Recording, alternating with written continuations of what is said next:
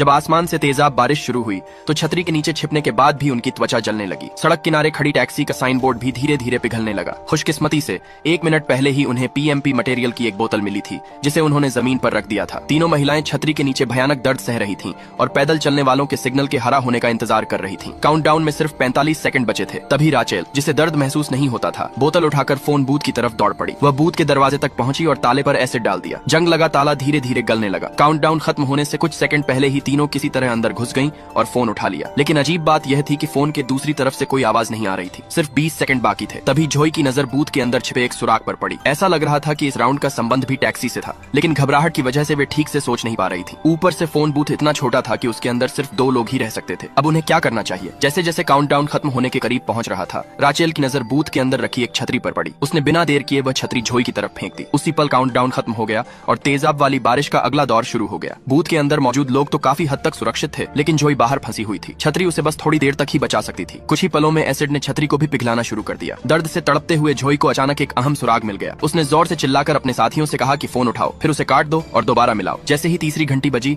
उनकी बात मानते ही टैक्सी के दरवाजे अपने आप खुल गए। तेजाब वाली बारिश से बचने के लिए जोई बिना एक पल गंवाए टैक्सी की तरफ भागी और अंदर जा बैठी। उसी समय एसिड बारिश रुक गई और एक नया काउंटडाउन शुरू हो गया। फोन बूथ के अंदर फंसी दोनों महिलाएं भी जल्दी से बाहर निकली। उन्हें उम्मीद थी कि समय खत्म होने से पहले वे टैक्सी तक पहुंच जाएंगी, लेकिन तभी अचानक टैक्सी के दरवाजे अपने आप बंद हो गए। उन्होंने उन्हें खोलने की बहुत कोशिश की, लेकिन कोई फायदा नहीं हुआ। स्थिति और भी खराब तब हो गई जब फोन बूथ का दरवाजा भी अपने आप बंद हो गया, जबकि काउंटडाउन लगातार चलता रहा। टैक्सी के अंदर बैठी जोई ने दूसरी तरफ का दरवाजा खोलने की कोशिश की। उसने ट्रंक खोलने की भी कोशिश की, लेकिन कुछ भी काम नहीं आया। वहीं दूसरी तरफ ब्रियाना और राचेल पूरी तरह निराश हो चुकी थी। अब उनमें सुराग ढूंढने की भी हिम्मत नहीं बची थी। दोनों ने एक दूसरे को गले लगा लिया और अगली एसिड बारिश का इंतजार करने लगी। वे जानती थीं कि बारिश की बस एक और बौछार उन्हें पूरी तरह खत्म कर देगी। उधर जोई बेचैनी में टैक्सी की खिड़की पर चढ़ गई। तभी अचानक